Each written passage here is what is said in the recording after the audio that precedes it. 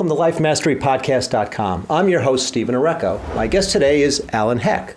Alan's a lawyer, a teacher, a husband, and a father. But more importantly, he's a man on a mission to help make the world a better place. Welcome, Alan. Thanks. How you doing? Thanks for having me here. Yeah, my pleasure. This is great. Please describe to our audience your mission and why it's so important to you. Well, I started something called Kindness Hall.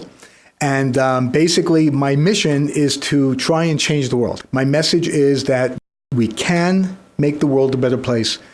We just need to become more mindful and then act on it. We just have to be kinder to each other. Create an awareness and get people to step outside of their everyday life. Because, you know, we're all so focused and we're all overscheduled and all that stuff. Sure. But just trying to get people to be more mindful. My daughter and I met Alan at one of his events at Hartwell Hills Library. Yep. And I personally really was mesmerized by you. Thank you. I've never seen so much energy in my life.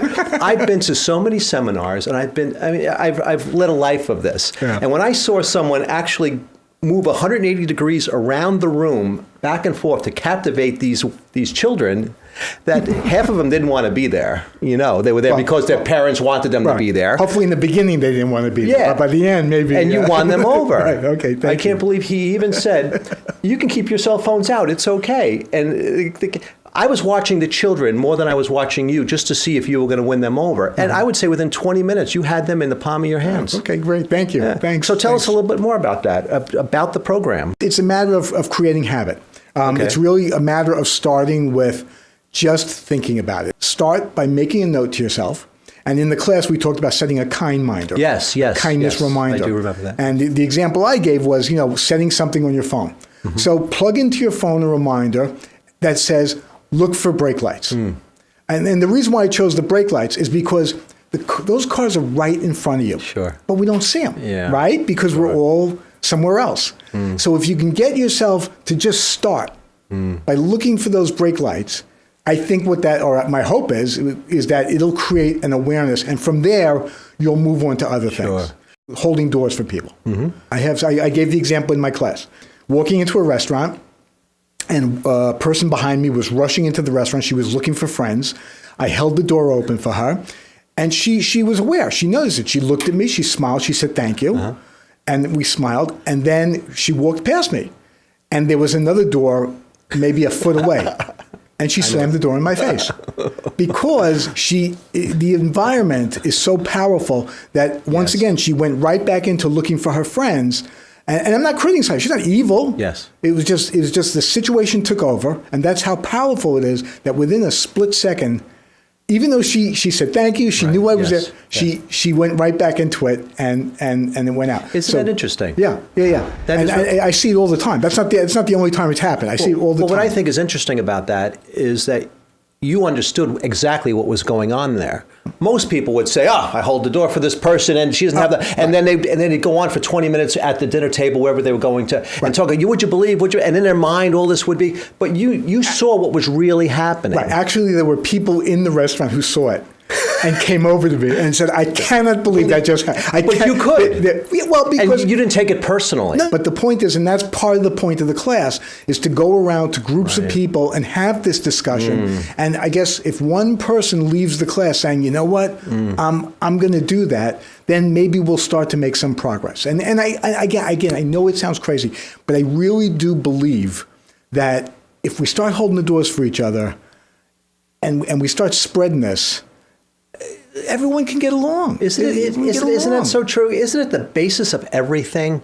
I mean, to be kind. Yeah. I've told my daughter, we have a 10-year-old daughter, kind is so important, but you know what? It's really just a word unless you act on it. Right. And if we don't set the right example for her, it's so easy for parents to say, you got to be kind, but yet then there's mommy yelling at daddy, there's daddy yelling at mommy, there's daddy yelling at the TV, at politics. And, there's these situations. So they learn more by example than anything else. I mean, I can go on the internet and look up anything on how to do anything, how to be kind, how to be generous, how to be faithful, how to be...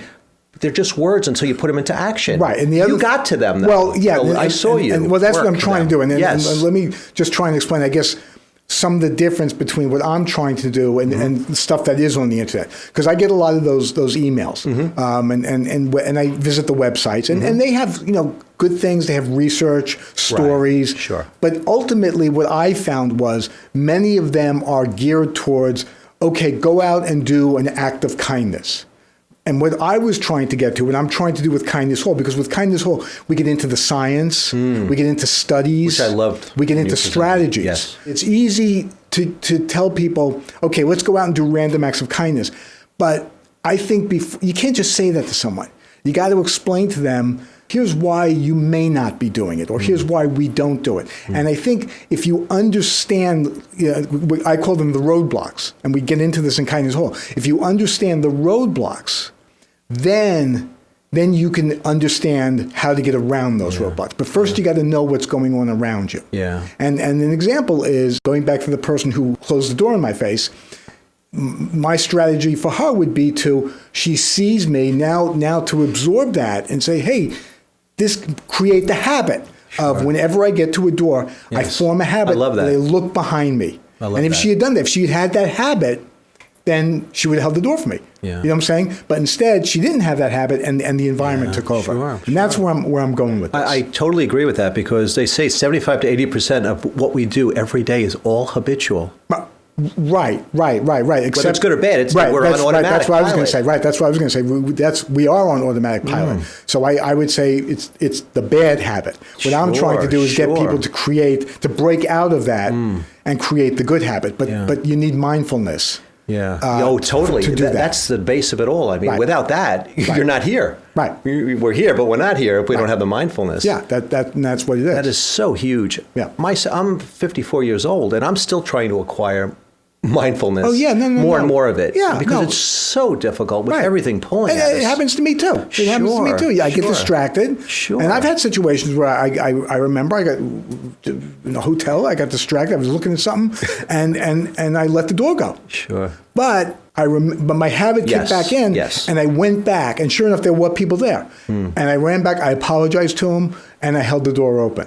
And another thing is, which is interesting, is that people don't expect it. And when you do it, it can have an effect. For example, I was president of my synagogue from 2007 to 2009. I made a point to call every member of the congregation to wish them a Happy New Year. I took the congregation list, and we had about 500 families in the congregation at the time. And I started in August, because I think the holidays were in October or something like that. And on my lunch hour, I went into the car, and I made like 20 calls on my cell phone. But the interesting thing was, the vast majority of the calls I got voice machines. But the interesting thing was, I would get people answer. And they would say, hi, I'm Alan Hecht. I'm the president of the synagogue, calling to wish you a Happy New Year. And they'd go, okay. What are you selling? No, there would be this long pause. And they'd go, okay. And I would go, no, I'm calling to wish you. And they go, really? You're just calling me to wish me a Happy New Year? You're not asking for money? I go, no. They go, and then suddenly the whole dynamic changes. Yeah. Are you kidding? Wow. I can't believe it. Oh my God, that is so nice. Well, wow. Alan, that's great. Happy New Year to you. No, it was amazing. People don't expect that. But when it happens, you're right. Their demeanor changes. And the science bears that out, by the way. The studies show that kind of thing. Sure. Part of my message also was not trying to be this fluff where, okay, we got to sing Kumbaya. Sure. It works. It's important. Well, everybody wins. I guess if the motive, it depends on the motive. Some people might be kind in order to I'm going to be kind because I want to get money from them. You were being kind, obviously, because you just wanted to be kind. Yeah. And that's it. Well, it was the right thing to do. What came as a result of that in that particular case was money. Right. But what came earlier than that was you made a family very happy. Yeah. By the phone call. And that's where you put the emphasis. And if business does the same thing, the studies and the research has shown it has the same effect. They're more profitable. They do better in times of need. Their suppliers and stakeholders will support them more. Sure. It's like anything else. And the personal gain, just the feeling of doing something nice.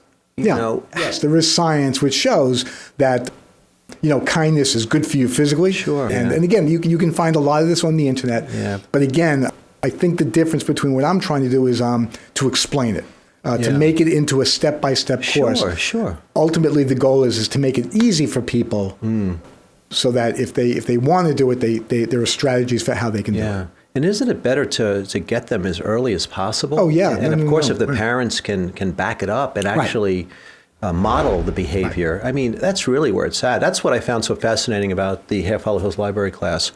You know, the kids were, they're leaning back, they're on their phones. There was a kid next to me. I don't know. He didn't want to be there. It was almost like he was in handcuffs. He just couldn't wait to get out of there. And I'd say halfway through the program, he was actually watching you and taking it in. You want him over. I found that very fascinating. Really, in fact, your technique was was very interesting to break through to teenagers. I mean, at least where they paid attention. Who knows what happened afterwards? Right. But you plant a seed like that, and I told you and the letter. I did get one text after the program Yes. from one of the students, and she thanked me, and she said she had set her kind minder, and she did learn some things that she had never known. She was very nice. It was a very nice text to get. It was really great. As I've gotten more into this. Okay. I have found myself becoming more and more extreme, but not to that point. Not to the point. I still go to work and everything. You'll see what happens. But I think we have to. I think all of us, we do have to move it over a little bit. We have to move that needle a little bit where it's harder for us to not do it. Yeah. It really comes down to mindfulness, doesn't it? Getting out of our own heads. Right. And really, and I think like you mentioned earlier, just noticing what's going on around us. Well, that's the first lights, step. I mean, if you can't see that, then we're missing so much of what's really going on. During the holiday season, go into the local deli and buy a plate of cookies. Yeah. And then walk over to the post office and give it to the postal workers, and just say Fantastic. Happy Holidays. I'm going to do that. And don't give them your name. Just I've done it. Walk in, do that. put it down there. I say Happy Holidays, and I walk right out. That's a great idea. And one thing I find is interesting with the kids, they some of the kids have heard about these studies. There was one girl in the class at the library. Yes, she remembered it. Yes. She got very excited, and Yes, she she told did. us She about knew the answer. Right. But when they hear about it, they get very interested in it because it's interesting stuff, and it's real. It's real. Yeah. So, Alan, this has been great. Where do you see this program going? What I'm trying to do is get as many speaking engagements as possible. Oh. I'm just trying to spread So you're not the busy word. enough. What? With all the stuff you're telling me you're doing, you're not busy I do enough. work full time, right? Yeah, yes. And you love your family, so I don't know. Right. So you don't sleep, is what you're trying to tell me. Well, I can't do this stuff in the middle of the night, so I do have to sleep. I'm trying to speak in as many places as I can.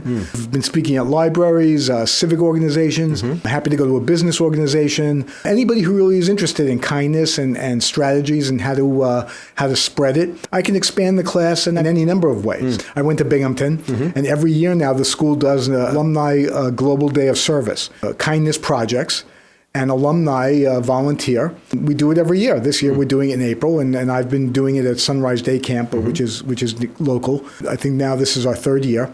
But this year we're trying something new. I'm on April 6th, I'm going to be doing a kindness webinar. We're going to be talking about a lot of the stuff we talked about in the class. Fantastic. And if alumni want to call in, it's for free. And we have a webinar set up with a conference call in, right. And we can do that kind of thing. So if anybody's looking for a program, sure. I'm happy to spread the word. Yeah, because it really is all about the program. All right, Alan, this is great. Thank you very much. Thank you.